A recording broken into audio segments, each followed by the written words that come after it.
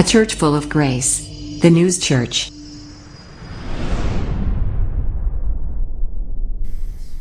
할렐루야. 네, 너무 걱정하지 마세요. 목소리가 조금 이상할 뿐이에요. 하도 4월 달부터 계속해서 이제 찬양하기도 힘들고 목소리도 요들송이 자꾸 나오고 지금도 목소리가 조금 갈리죠.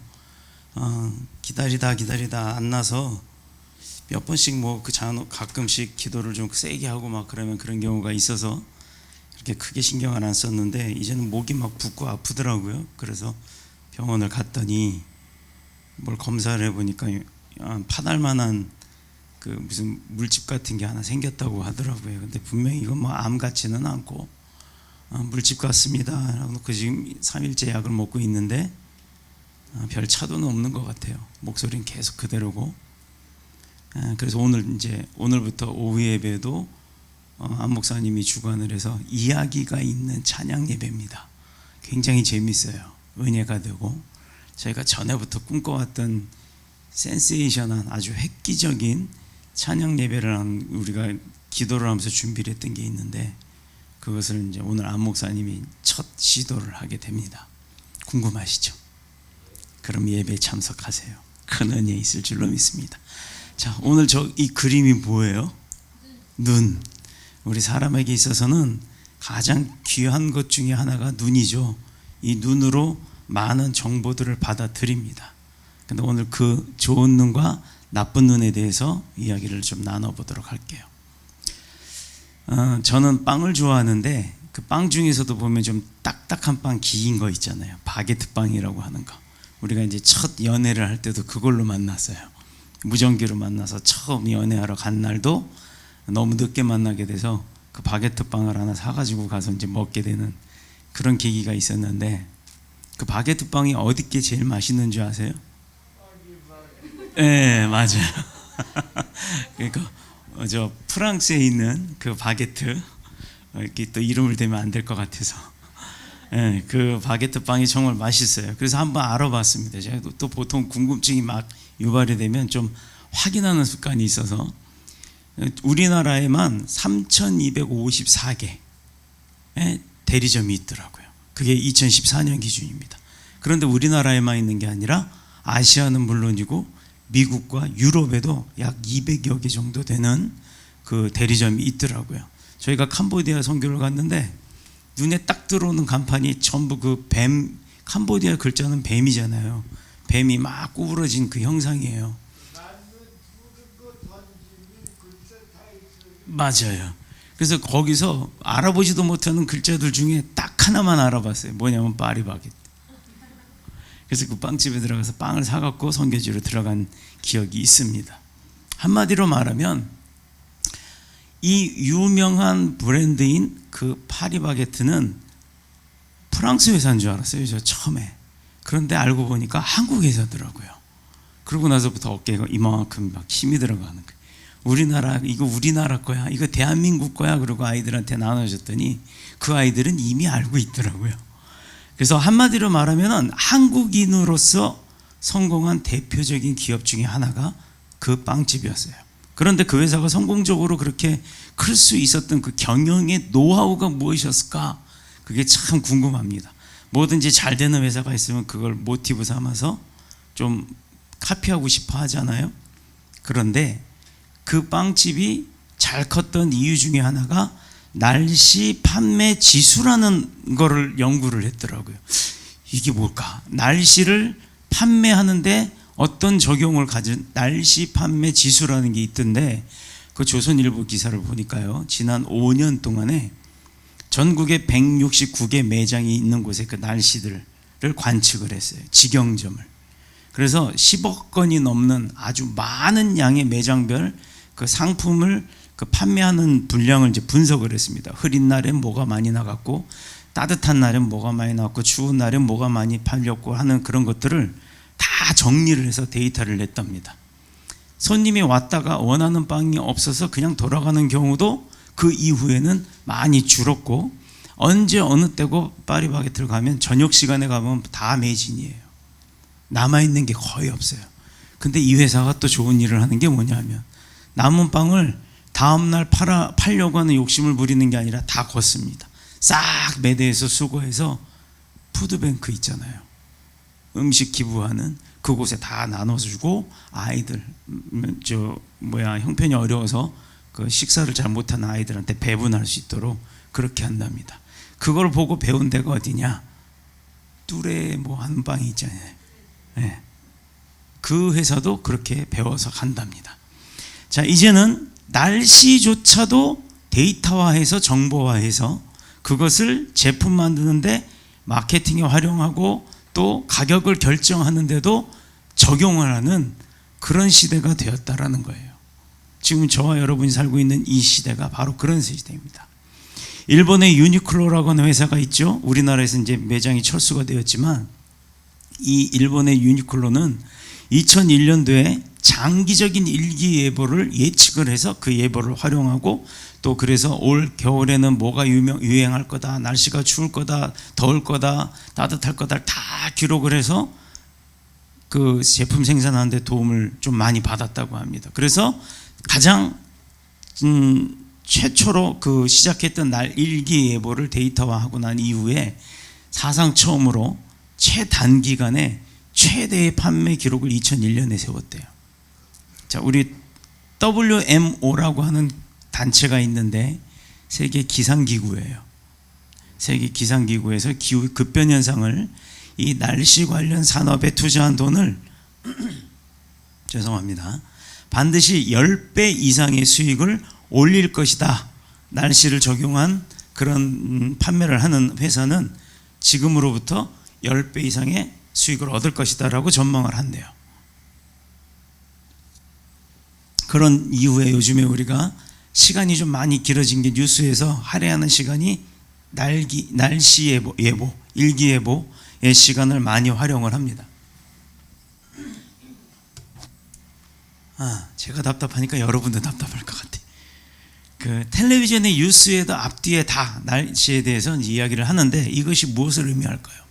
그만큼 정보 시대에 정보라는 것은 우리가 흔히 그냥 일괄적으로 다 겪고 있는 많은 것들도 다 정보화했을 때 그 정보는 내 삶의 가치를 높이고 내 생산성을 높일 수 있는 자료가 된다라는 거죠. 정보 시대에 정보 관리하지 못하고 활용하지 못하면요, 결국은 도태될 수밖에 없고 먼저 된 자가 나중된 수밖에 없는 겁니다. 정보를 활용할 줄 알면 결국은 돈이 굴러 들어오게 되고 성공의 길이 보이게 되는 겁니다. 그렇다 그러면 우리가 살아가는 이 현실 속에서 믿음의 사람들은 그럼 과연 어떤 정보를 보고 어떻게 적용해서 살아야 할까? 우리 믿음의 사람들도요, 정보를 습득할 줄 알고 관리할 줄 알고 활용할 줄도 알아야 합니다. 또 정보라고 하니까 컴퓨터 확 하는 거 얘기하시는 줄 아는데 아니에요. 컴퓨터 인터넷 검색 몰라도 사는데 지장 없어요. 그거 몰라도 다른 매체들을 통해서 얼마든지 정보는 얻습니다. 아는 만큼 우리의 시야가 넓어지고 또 좋은 정보 속에서 내 삶이 이루어질 수 있다는 건 기정사실인데, 문제는 하나님의 백성들에게 21세기 이 첨단 과학의 시대가 이 흘러 넘치다 못해 가짜 정보까지 나오는 이런 시대에 어떻게 우리가 그 좋은 정보, 나쁜 정보 이것을 가려내고 살 수 있을까?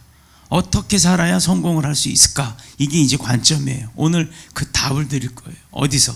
열왕기하 6장에 나오는 이 본문 내용을 가지고 합니다. 성경에 잘 보면요, 우리 삶이 어떻게 돼야 될지, 어떻게 살아야 할지에 대한 답이 다 나와 있어요. 어떤 길로 나가야 은혜와 축복의 삶을 살 수 있는가? 이게 가장 중요한 관건이 되는 거예요. 그런 의미에서 오늘 본문의 말씀은 하나님께서 자기가 선택한 자기의 백성, 그리고 하나님 앞에 나 주님의 백성으로 삼아 주시옵소서 하고 달려오는 그런 백성들에게 어떻게 그들을 사랑하고 어떤 은혜를 베푸시는지, 그러면 또 그 사람들은 어떤 믿음으로 하나님 앞에 보답하고 살아야 하는지, 그것을 보여주는 말씀이에요. 이제 답은 다 나온 거예요. 오늘 본문의 말씀 중에 서두에 나오는 내용이 우리에게 아주 중요한 사실을 알려주고 있습니다. 뭐냐? 엘리사라고 하는 선지자가 있는데, 지금으로 말하면 목사급 정도 되겠죠. 그 선지자 엘리사의 제자들이 이제 있어요. 그 엘리사의 제자들이 그 선지자 엘리사에게 요구하는 게 있어요. 뭐냐면, 아유 목사님 우리 이제 신학교, 아유 목사님 우리 교회 좁으니까 우리 교회 좀 크게 짓죠. 이렇게 얘기를 하는 거예요. 우리 학교가 너무 작으니까 학교를 좀 크게 새로 지으시죠. 학생들도 많이 늘어나고. 이게 이제 제자들이 한 얘기입니다. 그랬더니 엘리사가 그 얘기를 하죠. 그래, 그럼 그렇게 하자. 승낙을 했습니다. 좋은 일이니까요.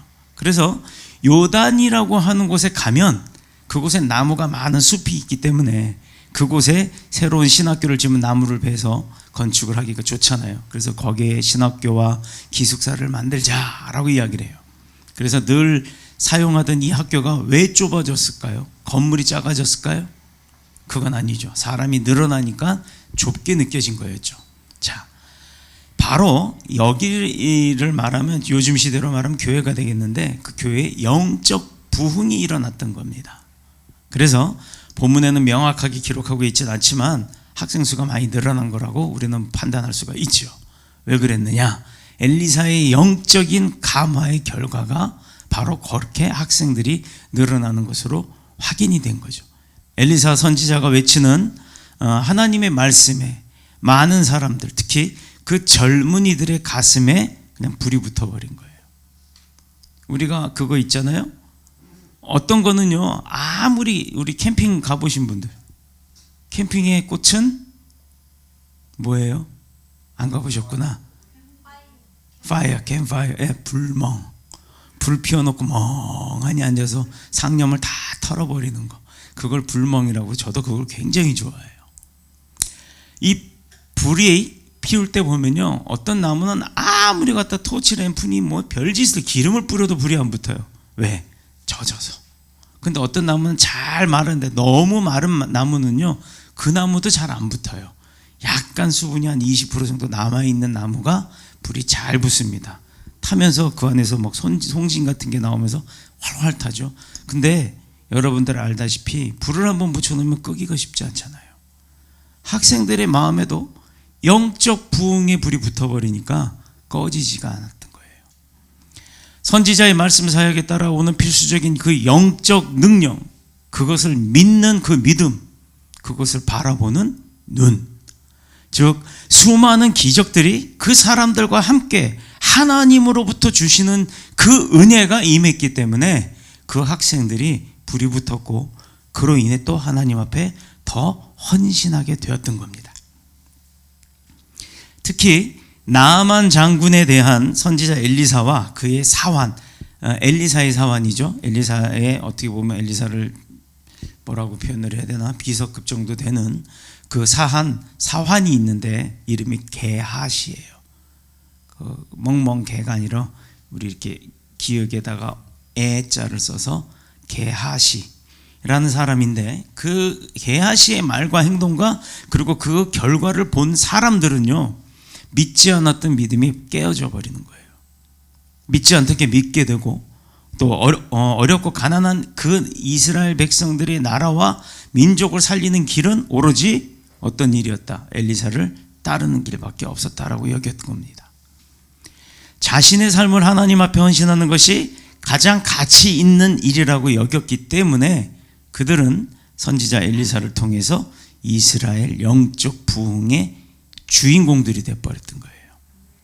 자, 우리가 주목할 것은 그 영적 부흥이 일시적인 감정이나 또 일시적인 어떤 유행에 의해서 이루어진 것이 아니라는 것, 오늘 본문에 나와 있습니다. 제자들이 선지자 엘리사의 허락을 받고 계속해서 요구하는 게 또 있었어요. 뭐였냐면, 교사를 이제 신축을 하려고 이전을 할 거란 말이에요. 근데 거기에 그냥 자기들끼리 가서 짓는 게 아니라 능력자인 종, 누구요? 엘리사 선지자님 같이 가시죠 라고 요구한 거예요. 혼자 가지 말고 우리끼리만 가는 게 아니라 저런 숲에 가서 나무를 베고 막 일을 해야 되는데 그 안에 선지자 엘리사도 같이 가주시기를 원합니다 라고 했던 거예요. 왜 그럴까요? 왜? 나무를 베어다가 새로운 교사를 신축하는데 왜 선지자가 동행을 해야 합니까? 선지자가 베는 거 아니잖아요. 그것은 엘리사가 하나님의 사람이라는 것을 그들이 다 인정했던 거예요. 그래서 그가 가면 하나님이 온다는 걸 인정했던 겁니다. 그래서 하나님의 사람으로서 모든 일에 능력도 나타날 것이고 또 지도력도 나타날 것이라는 것을 그 제자들이 알았기 때문이에요. 자, 자신들이 섬기고 봉사하는 것도 중요하지만 함께하는 선지자를 의지하고 또 그들의 도움을 받는 것도 매우 중요한 일이다라고 여겼던 겁니다. 다시 말해서 먹고 사는 육신의 일도 중요하지만 그것 못지않게 더 중요한 것, 하나님의 말씀에 순종하는 것, 하나님을 만나는 것이라는 거예요. 자, 그래서 사도 요한은 요한복음 1장 2절에 요한 3서죠. 요한 3서 1장 2절에 사랑하는 자여 내 영혼이 잘됨 같이 내 범사가 잘되고 강건하기를 내가 간구하노라라고 축복을 합니다. 먼저 육이 잘되고 회사가 잘되고 집이 잘되고 학습이 잘되고 이게 중요한 게 아니었어요. 제일 먼저 잘 돼야 되는 건 영혼이었던 겁니다. 먼저 영혼이 잘 돼야 사업이나 가정이나 건강이나 미래가 다 형통했던 거예요. 바로 이것이 영적 부흥의 출발이고 기본이라는 겁니다. 그런데 우리는 여기서 영적 부흥에 필수적으로 따라오는 다른 사실 한 가지를 알아야 돼요. 말로만 영적 부흥이 아니라 실질적으로 우리가 행동을 하면서 겪어야 할 일입니다. 이것은 선지자 엘리사처럼 지도자의 남다른 능력이 있어야 한다는 거예요. 자, 그래서 선포합니다. 2주 뒤에 수술 안 해도 될 거예요. 수술 안 해도 다시 원래 좋은 목소리로 다시 찬양하게 될 겁니다. 목소리 회복시켜 달라고 지금 기도하고 있어요. 뭐냐면 원래 찬양하는 교회잖아요, 우리 교회가. 그런데 어떻게 보면 리더인데 리더가 목소리가 안 나와버리면 이상하잖아요. 하나님 망신이잖아요. 제가 잘못한 것도 많았나 보는 것 같아요. 그래서 하나님 앞에 철저히 회개하고 있습니다. 그래서 목소리 돌려주시면 잘 관리하겠습니다 라고 지금 기도하고 있어요. 그래서 돌려주실 줄로 저는 믿습니다. 자, 다른 사람들과 똑같이 해서는 남들이 따라와 주질 않아요. 그래서 뭔가가 특출난 게 있어야 되는 거예요. 뭐를 해도 뭔가가 달라야 된다는 겁니다. 지금 우리 교회가 작은 교회지만 우리 노회에서도 그렇고 총회에서도 그렇고 또 일부 교계에서도 그렇고 더뉴스 교회가요 알려졌어요. 하나님이 얼마나 우리 교회를 자랑하고 싶은지 매일 12시부터 2시까지 YTN에서 나와요. 모르세요? 더뉴스. 네, 원래 우리가 먼저 썼어요. 마크도 우리가 먼저 썼죠.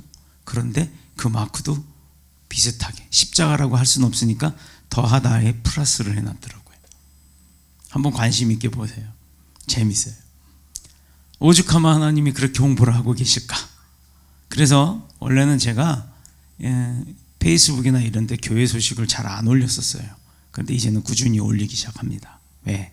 하나님도 하고 계시는데 내가 뭔데 나도 해야지 라고 하고 있어요. 자, 여러분들이 다 유명인이 되시는 거예요.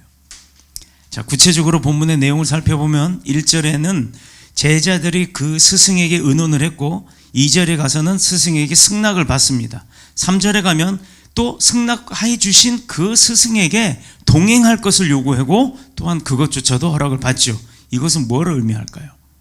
오늘도 우리 모든 일에 제일 먼저 하나님 앞에 기도를 해야 된다는 거고 하나님 앞에 물어봐야 된다는 거예요. 그런 사람들이 다 되시기를 축복합니다. 그래서 하나님의 응답이 임할 때 우리는 그 비로소 그 응답을 힘삼아 능력 삼아 움직여야 되는 거예요. 그래야 바른 길로 갈 수 있죠. 영적으로나 육신적으로나 성공하기를 원한다면 제일 먼저 목자 되신 주님의 동행을 구해야 합니다. 성령님의 도우심을 구해야 되는 줄로 믿습니다. 이것은 교회 안의 성도들이 바른 신앙과 축복된 삶을 살려고 누리려고 하면 반드시 따라야 할 게 있죠. 영적 지도자의 뭘 따라야 될까요? 목사를 따르라는 얘기 아니에요. 이거 오해하지 마세요. 목사를 통해서 주시는 그 말씀을 따라야 된다는 거예요. 왜냐하면 그들은 영적인 전문가잖아요. 누가? 하나님, 성령님, 또 예수님. 거기에 조금 여러분들보다 조금 나은 거예요. 조금. 그래서 그 말씀을 좀 빨리 듣는 그런 목회자들. 하나님은 그런 목회자들을 통해서 일하고 또 그들을 통해서 능력을 베푸시는 거고 또 그들을 통해서 축복하시는 거예요. 어느 때 내가 믿고 따를 때 그게 가능한 겁니다. 그래서 교회는 목회자의 목회 방침을 따라가는 거예요. 순종하는 것이 기본이 되는 거고요. 자, 각 기관도 회의를 통해서 충분히 의논한 후에 결정된 사항을 회장님한테 결재를 받으러 가죠.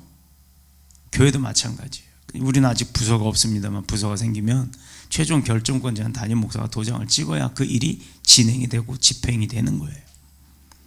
질서가 있고 질서가 있는 만큼 힘을 발휘할 수 있기 때문입니다. 또 책임도 그 장들이 다 지잖아요. 곧 엘리사를 통해서 하나님이 많은 이적을 베풀어 주셨는데 그 가운데 한 가지는 어느 선지생도가 나무를 베다가 그만 뭐 했다고요?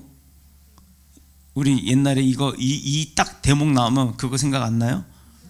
펑 하고 나타나서 이 도끼가 네 도끼냐 이거. 네, 그 얘기도 성경에서 딴 거예요. 네. 자, 도끼를 물에 빠뜨리고 말았어요. 얼마나 안타까워요. 가장 귀한 도구인데 근데 그 도끼가 누구 거? 자기 것도 아니고 남의 거 빌려온 거예요. 그러니 이건 도끼를 빌려올 정도의 형편이라면 나에겐 돈이 없는 사람이에요. 그런 사람이 와가지고 하나님의 일을 한다고 열심히 일을 하다가 도끼를 잃어버렸네. 그것도 내 것도 아니고 남의 거. 그러면 이런 낭패가 어디 있겠냐고요. 똑같이 오늘 제 모습과 기도하느라 찬양하느라 말씀 전하느라 목이 가요? 아니 하나님 일 열심히 했는데 왜 목이 그래요? 아니 왜 내가 하나님 일 열심히 했는데 도끼를 잃어버려요? 이건 할 말이 아니에요. 그런 생각조차도 안 하시는 게 좋습니다. 왜? 그 또한 하나님의 어떤 계획 가운데 있는 일이기 때문에. 자, 이렇게 낭패를 당하고 맙니다. 그러나 이 사람의 태도를 주목해 보면요, 막 낙심해서 울고불고 막 세상 불평하고 남한테 화풀이하고 이런 게 아니라 당장 제일 먼저 한 게 뭐였어요? 선지자 엘리사에게 도움을 구하러 쫓아갔습니다. 그에게 도움을 호소할 선지자가 있었다는 게 얼마나 행복한 일이에요. 오늘 우리에게 똑같은 일이 있죠. 여러분들에게 항상 24시간 365일 열려있는 게 있어요. 저기 필경대 들어오시면 거기서 헌금함 옆에 있고 주보도 가져오시고 할 때 우측한 딱 보시면 위에 이제 이름들이 써 있고 거기에 뭐 11조 봉투도 있고 주보도 원래 꼽힙니다만 쭉 오른쪽으로는 빨주노초 반원보에 막 색깔 있는 종이가 있어요. 그게 뭔지 아세요? 써봐야 알지. 기도 제목. 예, 기도 제목, 기도 요청서 그거 있어요. 빨간색은 긴급한 기도, 초록색은 그냥 일상적인 기도 적어서 연보함에 넣어놓으세요. 그럼 그거 연보함에 같이 넘어와서 저만 봅니다. 제가 여기 이렇게 갖고 있어요. 여러분들이 주시는 그 기도는 여기 이렇게 수첩에 다 적어서 기도를 하고 다녀요. 그럼 몇 월 며칠 날 응답이 됐다 얘기를 안 해주시니까 나는 응답 됐는데도 모르고 계속 2년 3년씩 막 기도하는 것도 있어요. 기도 요청해놓고 이 녀석이 안 나오네. 여러분에게도 똑같이 저기에 그렇게 항상 열려 있습니다. 기도 요청하세요. 여러분도 기도해야 되고 저도 또 우리 교회 목회자들도 기도를 할 겁니다. 엘리사가 즉시 어떻게 했어요? 나뭇가지를 꺾어 물에다가 던졌습니다. 근데 누가 봐도 그건 방법이 아니잖아요. 그런데 도끼가 물 위로 떠올라왔다는 거예요. 이것은 아무리 보아도 그냥 신기한 일, 그냥 기적일 뿐이에요. 그죠? 그러나 이것은 모든 자연과 자연적 뭐라 그래요? 자연의 이치, 그 환경을 초월한 하나님의 능력을 보여주신 겁니다. 쇳덩어리가 물에 가라앉는 게 정상이잖아요. 비중의 차이 때문에. 그러나 그 쇳덩어리가 선지자 이사야가 던진 나뭇가지가 뭐 들어가서 띄워온 것도 아니고 나뭇가지 물 위에 던져놨는데 바닥에 깔아앉았던 게 왜 또 올라왔을까? 그거 설명하라면 아무도 설명 못해요. 하나님만 하십니다. 이게 하나님이 하시는 일이에요. 이런 일이요. 병원서는 수술해야 된다 그러고 수술할 땐 절개해야 되는데 레이저로 자르면 목소리 분명히 잃어버리실 거예요. 80% 이상은 잃어버립니다 라고 얘기를 해요. 근데 분명히 제가 선언했잖아요. 믿고 수술 안 간다고. 이제 두고 보면 알죠. 2주 뒤에 보자고요. 하나님이 어떻게 고치시는지. 자, 그러나 이것은 하나님의 능력이라는 것을 인정할 수 있는 사람들에게만 보이는 거예요. 세상은 경험이나 정보 같은 지식을 통해서 움직이고 있는데 항상 벽에 부딪히고 어느 정도 그 정보력은 어느 선에 가면 한계가 온다라는 겁니다. 그 이상의 것을 알 수가 없어요. 과학도 그렇죠. 지금 뭐 조만간에 암을 정복한다는 얘기 들어보셨어요? 그 사람마다 다 뭐가 다르다? DNA가 다르다? DNA를 분석한 걸 뭐라 그런다? 게놈 프로젝트라고 하잖아요. 그 게놈 프로젝트에 지금 데이터가 거의 다 이제 확보가 됐기 때문에 그걸 조작을 하면요, 암 걸린 사람도 암을 없앨 수가 있고, 또 노화가 온 사람도 어떤 뭐 줄기세포를 통해서 DNA 조작을 하고 나면 주름이 도로 없어지고 흰머리도 까만 머리 난대요. 그런 날이 곧 온답니다. 그 자기들 말로는 5년이면 된다 그래요. 될지 안 될지 모르겠지만. 자, 과학은 발달하는데 사람의 환경과 삶은 발달했나요? 여러분도 한번 생각해 보세요. 지금 5월달인데 장마 같잖아요. 그죠? 일본은 지금 장마가 시작됐어요. 제가 알기로도 일본이 5월달에 장마가 시작된 적이 없어요. 항상 6월이 지나야 6월 한 10일 정도 돼야 장마가 되는데 이미 장마가 들어서서 물난리를 겪고 있습니다. 미국 쪽에 텍사스인가요? 텍사스 하면 생각나는 게 뭐예요? 카우보이. 텍사스 카우보이. 그러면 그 카우보이가 살던 그 지역이 추운 지역이었나요? 더운 지역이에요. 눈이라는 건 볼 수가 없는 나라인데 눈이 1m씩 와요. 자, 이스라엘. 거기도 가을 겨울이 있습니다만 우리나라처럼 그렇게 추운 가을 겨울은 아니에요. 그런데 거기도 눈이 옵니다. 또 요르단 그 사막 광야 한복판에 눈이 옵니다. 눈이 1m씩 쌓여요. 낙타 다니는 곳에. 이해가 돼요? 안 되죠. 이게 지금 세상이에요. 그러면 우리나라뿐만 아니라 오늘도 아침에 뉴스가 나왔다고 그러던데 무슨 뭐 기후 무슨 뭐 협의를 하느라고 탄소 배출 없애니 어쩌니. 근데 다 그거 제껴두고 지금 과학이 발달했다고 해서 사람 사는 게 좋아졌나요?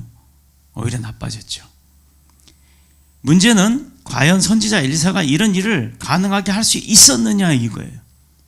자, 스가랴서 4장 6절에 만군의 여호와께서 말씀하시되 이는 힘으로 되지 아니하며 능력으로 되지 아니하고 오직 나의 영으로 되느니라. 누가 얘기하셨다고요? 만군의 여호와 하나님께서 말씀하시기를 힘도 아니고 능력도 아니고 오로지 하나님의 영으로만 가능하다라고 이야기를 하십니다. 그러니 목사들이 안수해갖고 낫다, 누가 암 치료됐다, 뭐 누구는 막 주물렀더니 막 갑자기 멀쩡한 배에서 피가 쏟아져 나오면서 암덩어리를 뜯어냈다 어쨌다 막 이런 사람들 있죠. 또 안수한다고 하는데 갖다 대기도 전에 뒤로 나가 떨어진다고 떼굴떼굴 굴르는 거. 물론 하나님이 역사하시는 것도 있어요. 그런데 사람이 역사하는 게 대부분이라는 거예요. 실제로 하나님이 역사해서 그렇게 치유했으면 왜 갑자기 그 목사가 스타가 될까요? 하나님이 스타가 돼야죠. 바로 이런 것을 구분하는 눈이 저와 여러분에게 있어야 한다는 겁니다. 그래서 눈을 크게 그려놨어요. 엘리사의 하나님은 말씀으로 만물을 창조하신 저와 여러분의 하나님인 줄로 믿습니다. 그분이 창조주 하나님이에요.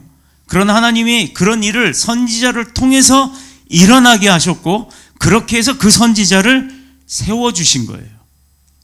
선지자를 통해서 어려움을 당한 이 사람의 문제를 해결하게 하는 것, 그 선지자 엘리사가 아니라 그 선지자 엘리사를 쓴 하나님이라는 걸 잊지 마시길 축복합니다.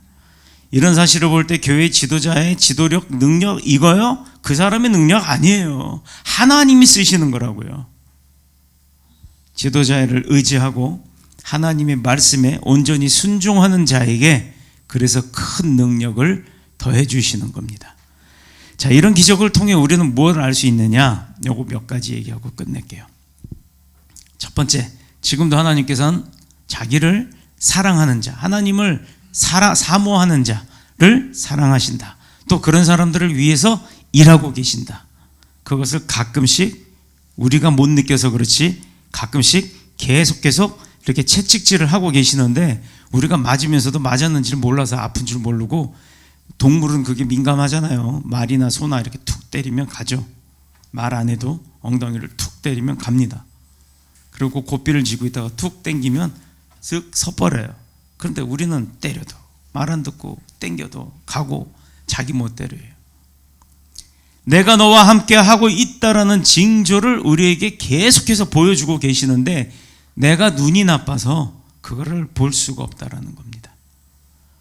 그러므로 믿고 순종하는 자는 결코 혼자가 아니라 하나님이 늘 함께하고 계시다라는 것을 믿으시길 축복합니다. 두 번째, 하나님께서는 자기 백성들의 삶을 구체적으로 도와주시기를 원하고 계시는 것, 그걸 드러내기를 원하세요. 그렇다면 하나님이 그냥 도와주시는 것도 아니고 우리가 원하는 것을 구체적으로 도와주고 싶어 하시는데 그걸 막 드러내고 싶어 하시는 거예요. 즉 그 얘기가 뭐냐면 너네가 원하는 건 내가 아주 세세한 것까지 다 이루어줄 건데 왜 말을 안 하니? 라고 하고 계시는 거예요. 기도를 어떻게 해라? 전능하사 전지를 창조하시고 태초부터 계시고 마지막까지 계신 우리 거룩하신 아버지 하나님, 이런 거 필요 없다고요. 여러분 어디 아버지 앞에 가서 속상할 때 가가지고 아유 나를 낳아주시고 연세가 많으시고 지금 건강하시고 기체의랑 만강하신 아버지 뭐 이렇게 얘기하시나요? 아빠 눈물 푹 쏟잖아요. 하나님 앞에 가서도 그거예요. 더 없어요. 그냥 아버지 하면 눈물이 나야 되는 거예요. 그렇게 마음을 열고 기도하세요. 하나님은 이미 다 알고 계십니다. 내가 뭘 원하는지, 나에게 뭐가 필요한지. 그런데 한 번만큼은 도움을 구하는 내 입술의 고백을 듣고 싶어 하시는 거예요. 그래서 입을 열어서 외치라고 하는 겁니다. 그러므로 우리는 제일 먼저 모든 일에 하나님을 찾으며 그분의 도우심을 구해야 하는 줄로 믿습니다. 그리고 나와 함께 하시는 하나님의 창조의 능력을 믿고 철저하게 신뢰하고 의지해야 한다는 것. 왜 꼭 그래야 되느냐? 우리 하나님은요, 불신앙은 반드시 심판하시는 분이에요. 다른 건 아니에요. 신앙 없는 사람들 심판하십니다. 믿는 자에게는 그럼 어떤 걸 하시냐? 큰 능력으로 보상하시는 분이에요. 하나님 공짜 없어요. 하나님은 절대 하나님 일 하면 그 일 공짜로 시키는 분이 아니에요. 요즘 세상에서는 사람 부려먹고 월급 안 주는 사람도 있어요. 그런데 그래도 처벌받죠. 하나님은 안 그래요. 하나님은 하나님의 일을 시키셨을 때는 꼭 응답을 하십니다. 내가 생각했던 것보다 더 큰 것으로. 하나님은 더 좋은 것으로, 더 많은 것으로 채우시기를 기뻐하시는 분이시기 때문이에요. 우리가 연약하지만 힘대로 섬기고 봉사하고 또 건강과 능력과 축복을 주시는 그분을 믿고 따를 때 도끼를 물에 빠뜨린 사람보다 더 큰 기쁨을 얻게 하실 줄로 믿습니다. 믿음 없는 사람의 특징이 뭔지 아세요? 믿음 없는 사람의 특징 한번 쭉, 이제 우리 여기는 없죠. 다 있으니까, 믿음이 있으니까 여기 다 나와 계시지만, 믿음 없는 사람의 특징은요, 모든 일에 믿음이 없이 사느라 바빠요. 또 모든 일에 믿음 없이 사느라 바쁜데 그 바쁨을 많은 핑계와 변명으로 감추려고 합니다. 그러나 믿음의 사람은요, 그렇지 않아요. 에스더라고 하는 사람이 있죠. 여인. 에스더처럼 죽으면 죽으리라 하는 각오로 살기 때문에 하나님은 반드시 구원하시는 축복이 임하게 되는 거예요. 오늘 본문에서 이 믿음의 사람들이 구한 게 뭐냐? 어려울 때 선지자에게 도움을 청했다. 또 주위에, 우리 주위를 보면 어려운 일을 만나면 혼자 고민하려고 애쓰고 있는 대로 고생 다 하는 사람들이 있어요. 그들이 엘리사에게 도움을 구한 것은 기도하는 태도를 보여주는 거예요. 엘리사가 무슨 능력이 있겠어요? 엘리사가 돈 줘서 해결했겠어요? 그게 아니에요. 하나님 앞에 기도했기 때문입니다. 능력 있는 믿음의 사람이 되려면 먼저 하나님 앞에 기도를 통해 도움을 구해야 하는 겁니다.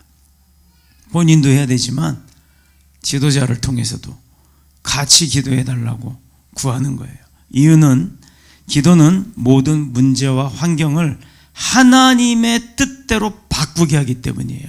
이게 포인트예요. 기도는 뭐라? 모든 문제와 능력, 환경을 하나님의 뜻대로 바꾸게 하는 게 기도예요. 지금 내 상황이 뭐 이런 상황이 왔는데 그것을 내가 기도하고 하나님 앞에 매달리고 신뢰하면 하나님의 뜻대로 그걸 바꿔주신단 말이에요. 그러면 내 문제였지만 하나님이 해결해 주실 때 그 문제들이 해결이 되는 거예요. 기도는 내 힘이나 내 뜻이 아니라 하나님의 계획을 이루는 것이기 때문이에요. 그거 모르고 벌린 일들 때문에 내가 지금 힘들죠? 그것조차도 기도하세요. 하나님이 그 힘듦조차도 기쁨으로 바꿔주신다는 겁니다. 왜 아멘들을 안 하세요? 크게 해야 돼. 그래야지 그대로 이루어진다니까요. 바로 이 하나님의 선하신 뜻이 우리의 문제를 해결하시는데 그냥 해결하시는 게 아니라 넉넉히 해결하시는 줄로 믿습니다. 이 세상에서 하나님이 해결할 수 없는 문제 있다 없다? 없다. 단 하나도 없어요. 하나님이 들으시고 하나님의 뜻으로 바꾸시면 그냥 다 해결되는 거예요. 본문에서 강조하는 것이 무엇이냐? 첫 번째, 하나님의 능력을 믿고 믿음으로 구하는 것. 두 번째, 우리가 가진 영적인 좋은 눈이 있어야 된다는 것. 본문 8절 이하에 보면 아람 나라가 이스라엘을 엿보고 틈만 나면 침공하려고 하죠. 근데 그 계획을 짜고 작전을 짤 때마다 실패로 돌아가요. 그러니 아람 왕국의 왕이 얼마나 속이 터져요. 이건 뭐 하기만 하면 지네. 백전백패예요. 왜냐하면 이스라엘을 침공하는 작전을 아무리 비밀로 짜도 늘 이스라엘 왕이 먼저 알고서 그거를 대비하고 있는 거예요. 너 조문으로 들어온다고? 그래 알았어 하고 여기다 군인을 다 쫙 깔아놓는 거예요. 들어오자마자 자기는 아무도 없을 줄 알고 몰래 왔는데 오자마자 다 지키고 이러고 쳐다보고 앉았네. 그러니 그런 전쟁을 어떻게 해요? 속된 말로 아람 왕은 속이 미치고 환장하고 팔짝 뛸 그럴 팔자였어요. 그럴 노릇이었어요. 아람 왕국이 실패한 이유는 단 한 가지예요. 실패한 원인은 본문 12절에 기록되어 있습니다. 이스라엘에는 하나님의 선지자가 있었죠. 하나님의 일꾼이 있었단 말이에요. 그런데 아람 왕에는 없었어요. 그것만 해도 벌써 차이가 나죠. 자, 우리 여기서 뭘 깨달을 수 있냐면 하나님께서는 자기 백성, 나 하나님 거라고 고백하는 그 사람을 무슨 일로부터 다 지키시는 분이라는 거예요. 어떤 일로부터 보호하신다는 거예요. 그런데 내가 너 내 거다라고 하나님은 너 내 거다 너 내 거다라고 아무리 그러고 있는데 나는 정작 몰라요. 뭔 소리인지 알아듣지도 못하고 혼자 할 거 다 하고 다녀. 이런 눈이 바로 나쁜 눈이에요. 영적인 눈이 띄어 있지 않으면 이렇게 서슬퍼렇게 눈 시퍼렇게 뜨고 그림을 그릴 줄 몰라서 이렇게밖에 못 그렸는데 시퍼렇게 뜨고 쳐다본다고 하는 게 좀 무섭게 보이긴 하네요. 그죠? 근데 이런 눈은 그나마 뜨고 쳐다보니까 좋은지만 눈이 충혈됐거나 흐리멍텅하거나 앞에 뭐가 하나 꼈다든가 아예 감고 있다든가 이런 눈은 나쁜 눈이잖아요. 운전할 때도 그런 눈이면 사고나. 근데 인생을 살아가면서도 하나님을 알지 못하는 눈은 나쁜 눈일 수밖에 없습니다. 그런 면에서 오늘 이 자리에 있는 저와 여러분 또 방송으로 예배하는 모든 분들 다 좋은 눈을 갖고 계신 분들이에요. 침침하면 안경이라도 쓰죠. 이런 영적인 눈이 어두워지면요 안경 써도 소용없어요. 안경도 잘 안 보이면 바꾸잖아요. 우리 영적 통찰력이 사라지면 점점 하나님의 사람을 대적하는 일을 하게 되더라 이 말입니다. 팁을 하나 드릴까요? 절대로 주의 종들 건들지 마세요. 절대로 주의 종들을 험담하지 마세요. 절대로 주의 종들 비방하지 마세요. 그게 누가 됐든지 간에 그거 나 죽는 일이에요. 본인 죽는 일이에요. 하나님이 선택하고 하나님이 기름 부어 세운 자 막 뭐라 그래 봐요. 그 누구한테 그 해가 가겠어요. 그런데 이것은요 하나님의 입장에서 보시기에 우리 입장이 아니에요. 하나님의 입장으로 한번 생각해 보자고요. 하나님의 입장에서 생각해 보기에 그 대적하는 자들은요 하나님 앞에 대드는 거랑 똑같은 거예요.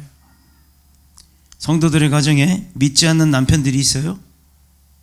경건한 아내가 믿음 생활 열심히 하려고 하는데 예배만 가려고 예배 시간 촉박해서 밥하고 뭐하고 막 해놓고 가는데 갑자기 다 차려놓고 잘 이게 식사해요 나 예배 갔다 올게 하고 나가는 그 순간 문 딱 열고 띠리릭 하는데 국도 끓여주고 가, 이런 사람들이 있어요. 그래서 지혜로운 남편들은요, 부인의 믿음을 방해하지 않아요. 또 반대로 지혜로운 아내는요, 남편들의 믿음을 방해하는 게 아니에요. 왜 그러느냐? 아내가 믿는 하나님이, 또 남편이 믿는 하나님이 살아계신 하나님이라는 것을 아는 자이기 때문에 지혜로운 거예요. 그래서 방해 못하는 거예요. 그러나 미련한 자는 아람왕처럼 육신의 눈을 감은 나쁜 눈을 가지고 또 그 결과 모든 시도할 때마다 실패하는 거예요. 우리가 본문의 말씀을 성령님이 도와주셔야만 깨닫습니다. 성경을요, 목사님들은 보면 오래된 성경은 설교용으로 쓰지만 저도 보면 이게 지금 한 20년 됐나요? 한 10몇 년 됐을 것 같아요. 이게 지금 너덜너덜해요. 제가 한번 여기 강대 왔다 기절을 할 뻔했어요. 여기 딱 왔는데 무슨 담배 안 탄 거 그 가루 있잖아요. 이렇게 부스러기, 그게 막 있길래 이거 누가 여기다가 담배를 쏟아놨어? 이런 생각을 했어요. 그래갖고 쓱 닦아놓고 이제 말았죠. 근데 그 다음 주에 보니까 또 있네? 한 3주가 연장이 있네요. 그래서 이게 뭔 일이야? 라고 하다가 쓱 닦았어요. 지금 싹 닦아놓고 성경책을 이제 얹어놓고 보다가 다시 딱 들었는데 담배가루가 또 있네? 봤더니 이거였어요. 이거 부스러기가 떨어진 거였어요. 자, 근데 왜 이렇게 오래된 거를 쓰느냐 하면 여기 본 내용들이 기록된 게 있어서 그러는데, 성경책도 목사님들은 여러 권을 써요. 왜냐하면 오늘의 은혜 받았던 같은 말씀이면 이렇게 표시를 하고 기록을 합니다. 그런데 그 다음에 또 한참 지나서 또 그 구절을 성경 구절을 읽다 보면 또 거기만 보게 돼요. 그래서 편목적으로 하나의 집중적인 관점으로만 바라보는 그런 눈이 생기기 때문에 목사들은 어느 정도 시간이 지나고 나면 성경책을 또 사요. 그래서 또 아무것도 표시 없는 또 새로운 성경을 읽습니다. 그러다 보면 또 주시는 말씀에 은혜 받으면 또 거기다 기록을 해요. 그래 놓고 나중에 예전 거랑 지금 거랑 비교를 해보면 다 달라요. 이것 때문에 각각의 다른 가치관과 시각으로 판단을 하는 겁니다. 근데 사람들도 그래요. 사람들도 같은 것을 보아도 보는 사람의 관점에 따라 다 느낌이 다르거든요. 누구는 이거 색깔 무슨 색깔? 블루, 누구는 그린, 누구는 파랑. 보는 사람마다 그 기준이 달라요. 신호등에 녹색불이에요, 파랑불이에요? 녹색불. 여기 다 정상이시군요. 저는 그걸 자꾸 파랑이라고 얘기를 해요. 예, 하여튼 뭐 그런 식으로. 그러니까 같은 사물인데도 보는 사람들의 성격과 관점이 다르다. 그래서 대부분의 사람들이 예수님의 십자가의 사건에 목도하면서 예수님을 조롱하는 사람이 많았죠. 다만 그 중에서도 예수님이 부활할 거다라고 믿었던 사람이 있었나요? 거기에? 마태, 베드로, 12제자가 예수님 십자가에 달릴 때 있었나요? 네, 없었어요. 마리아와 성모 마리아 엄마, 그리고 여인 둘과 남자 제자 하나가 있었어요. 근데 그들조차도 예수님이 죽은 걸로 알았습니다. 부활할 거라고 생각은 아무도 하지 않았어요. 분명히 내가 다시 살아날 것이다 라고 이야기를 해줬음에도 들었던 옆에서 본 사람들, 같이 살았던 사람들조차도 못 깨닫다는 거네요. 그게 마찬가지로 사람들, 그런 사람 제자들도 그랬는데 외부 사람들은 어떻게 했냐고요. 그때 당시 십자가는 죄인들을 매다는 형틀이었어요. 그러니 저 예수 잘난 체하고 지가 선지자라고 까불더니 잘 됐다라고 지켜본 사람들이 대부분이었습니다. 조롱했던 사람들. 그러나 여기에 많은 사람들이 가세하고 있었는데 백부장이라는 그 로마 군인들의 장교 하나가 예수님이 거기서 마지막에 하시는 말을 딱 듣게 됐어요. 말 타고 있으니까 좀 높잖아요. 그러니까 예수님이 피와 물과 진을 다 쏟아냈으니 뭐 힘이 있어요. 그냥 새소리로 했겠죠. 주님, 아버지 하나님, 저들이 하는 일을 모르나이다. 용서하여 주옵소서라고 기도를 했단 말이에요. 나를 죽이는데도 불구하고 그들이 몰라서 그러는 거니까 불쌍히 여겨달라고 용서를 해달라고 기도하셨단 말이에요. 그걸 백부장이 들었어요. 여러분은 무슨 생각이 들까요? 아니 뭐 이런 사람이 있어? 자기가 죽는데 자기를 죽인 사람들을 용서해 주라고? 뭐야 이거 또라이 아니야? 이렇게 생각할 수 있겠죠. 그런데 백부장이 그 소리를 딱 듣는 얼마나 진실하게 기도를 하셨으면 그가 고백을 합니다. 이는 진실로 하나님의 아들이다 라고 그 로마 군인이, 그것도 장교가 딱 보고서는 인정을 해버렸다는 거예요. 우리가 조심할 것은 이 세상과 교회는 선악을 보는 그 기준이 다릅니다.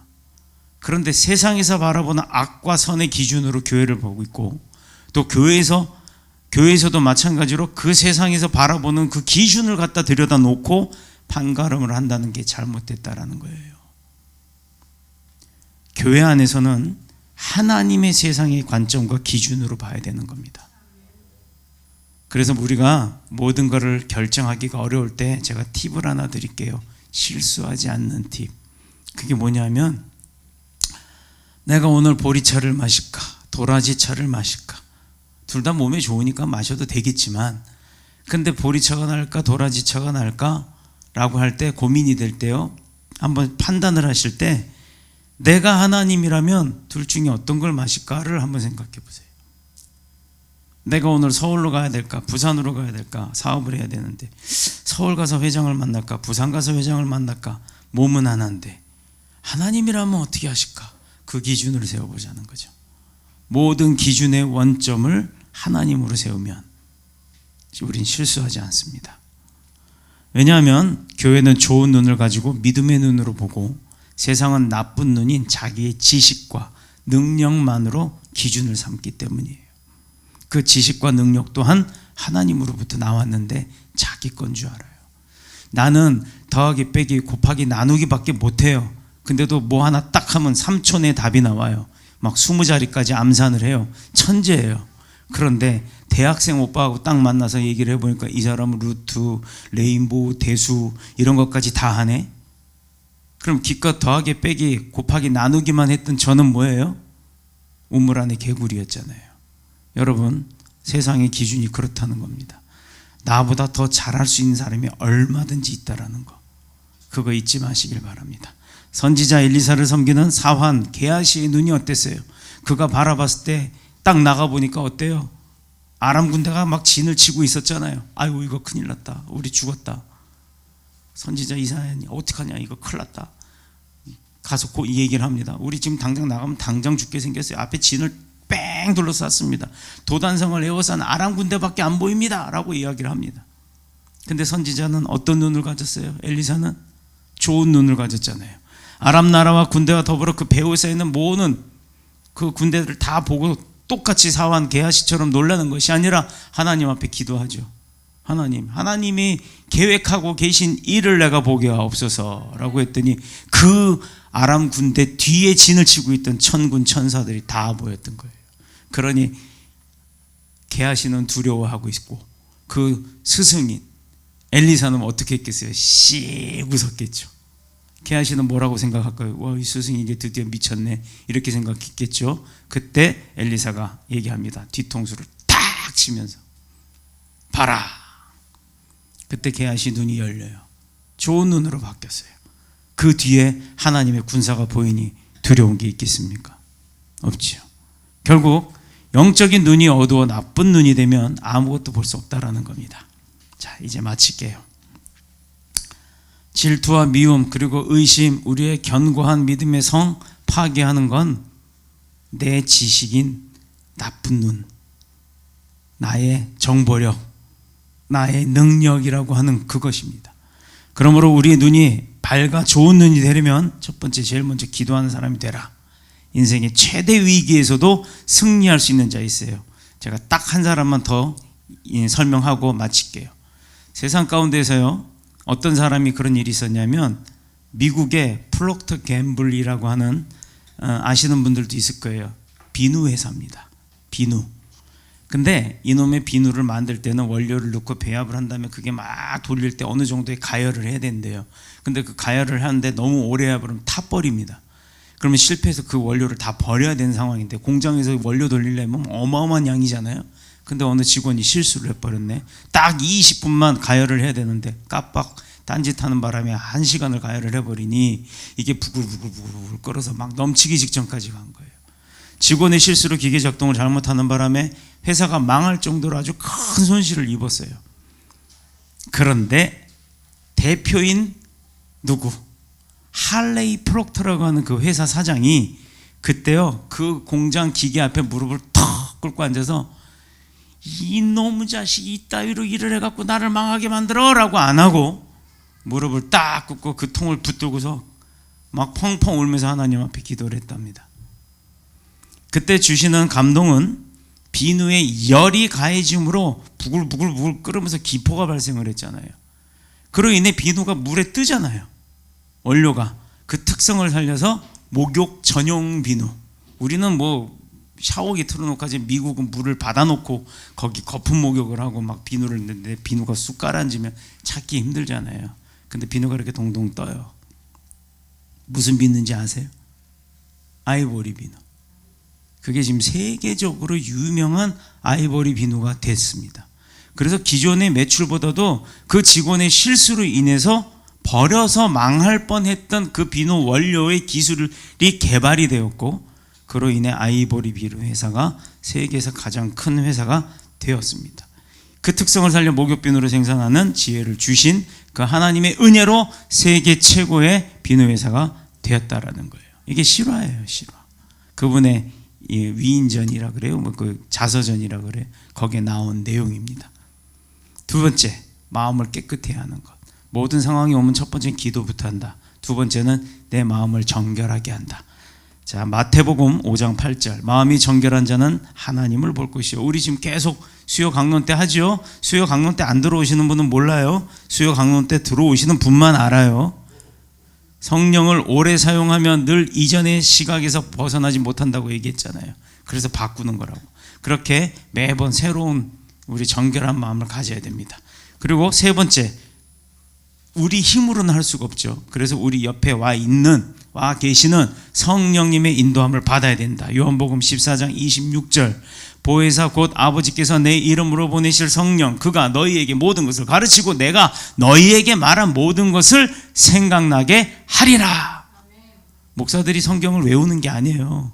성경을 많이 보면 갑자기 무슨 상황이 오면 무슨 구절이 어디쯤에 있었지라는 게 딱딱딱 떠올라요.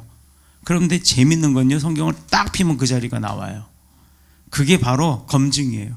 막 이렇게 찾는 게 아니고 막 이래서 찾는 게 아니라, 아, 가만있어, 이 말씀이 어디쯤에 있었는데 하고 이렇게 딱 펴면 그 구절이 딱 뜹니다. 뭐 점쟁이가 뭐 그 쌀 뭐 던지는 것처럼 뭐 그렇게 생각하시면 안 돼요. 바로 이런 경험들이 여러분들에게도 있어야 돼요. 자, 이렇게 우리 삶의 현장, 각각 그 시대에 나타나는 하나님의 섭리를 볼 수 있는 좋은 눈인 믿음의 눈을 다 소지하셔서, 때로는 인내해야 할 일도 있겠지만, 인내를 나의 힘으로 인내하면 스트레스만 쌓여요. 그러나 기도를 통해서 성령의 인도하심을 받아 인내하는 건요, 스트레스 안 쌓여요. 해결받습니다. 그런 믿음을 가지시기를 축복합니다. 그러므로 21세기 신앙인들의 삶은, 그 삶의 답은, 우리의 삶의 답은 믿음의 눈과 영적인 부흥을 통해서 모두 얻어내시기를 그리스도 예수님의 이름으로 축복합니다. 축원합니다. 기도드릴게요.